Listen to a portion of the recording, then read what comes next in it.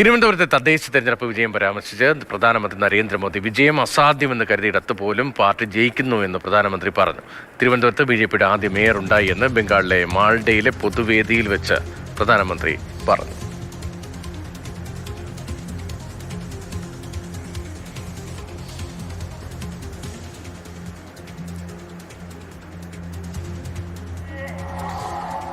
തിരുവനന്തപുരത്തെ തദ്ദേശ തെരഞ്ഞെടുപ്പ് राजधानी तिरुवनंतपुरम में भी पहली बार बीजेपी के मेयर बने हैं.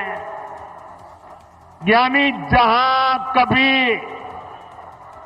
बीजेपी के लिए चुनाव जीतना असंभव माना जाता था,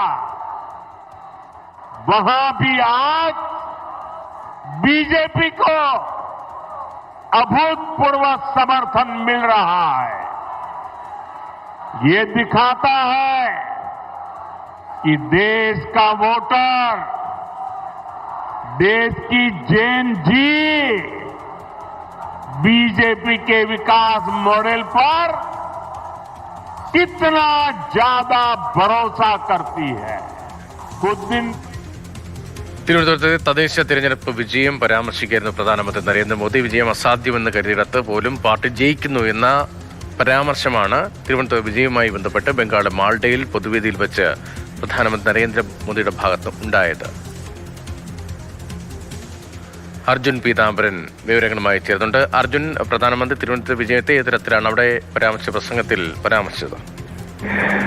രതീഷ്, ഈ വരുന്ന 23-ാം തീയതി പ്രധാനമന്ത്രി തിരുവനന്തപുരത്തേക്ക് എത്തുന്നുണ്ട്. ഒരു തരത്തിൽ ഈ വിജയിച്ചവരെ എല്ലാം തന്നെ അനുമോദിക്കുക എന്നുള്ളതിനപ്പുറത്തേക്ക് കേരളത്തിലെ നിയമസഭാ തിരഞ്ഞെടുപ്പിന് വേണ്ടിയിട്ടുള്ള പ്രചാരണം, അതിന് ബി.ജെ.പി തുടക്കം കുറിക്കുകയാണ്. ഒരു തരത്തിൽ ഈ കേരളത്തിന് പുറമെ തിരഞ്ഞെടുപ്പ് നടക്കുന്ന സംസ്ഥാനമാണ് ബംഗാൾ. അവിടെ ബി.ജെ.പി ഭരണം പിടിക്കാൻ ആഗ്രഹിക്കുന്നുണ്ട്. ബി.ജെ.പി ലക്ഷ്യം വെക്കുന്ന ഒരു സംസ്ഥാനമാണ്.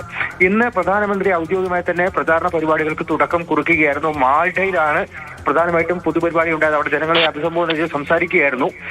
തൃണമൂൽ കോൺഗ്രസിനെ പൂർണ്ണമായും തകർത്തുകൊണ്ട് ബി.ജെ.പിക്ക് വിജയിച്ച് കയറാൻ സാധിക്കും എന്നുള്ളൊരു പ്രതീക്ഷ നിലവിൽ ബി.ജെ.പി പ്രവർത്തകരും നേതാക്കളും എല്ലാവരും വെച്ചു പുലർത്തുന്നുണ്ട്.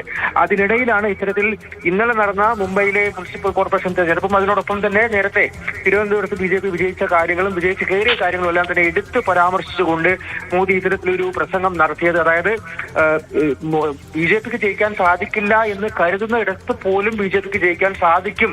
അത് തിരുവനന്തപുരത്ത് തെളിയിച്ചു, അത് തന്നെ മുംബൈയിലും തെളിയിച്ചു. ബംഗാളിലും ഇത് ആവർത്തിക്കപ്പെടും, ബംഗാളിലെ ഭരണം പിടിക്കുമെന്നുള്ള കാര്യം ഉദ്ദേശിച്ചുകൊണ്ട് അത്തരത്തിലായിരുന്നു പരാമർശം. അതിനോടൊപ്പം തന്നെ ബംഗാൾ സർക്കാരിനെയും മമതാ ബാനർജി രൂക്ഷ ഭാഷയിൽ വിമർശിക്കുകയും ചെയ്യുന്നുണ്ട്. ശരി, അസാധ്യമെന്ന് കരുതിയിടത്ത് ജയിച്ചു എന്നടക്കമുള്ള പരാമർശങ്ങൾ തിരുവനന്തപുരം വിജയമായി ചേർത്ത് പ്രധാനമന്ത്രി നരേന്ദ്രമോദിയുടെ ഭാഗത്ത് നിന്ന് ഉണ്ടാവുകയാണ്. അർജുൻ പീതാംബരാണ് വിവരങ്ങൾ നൽകിയത്.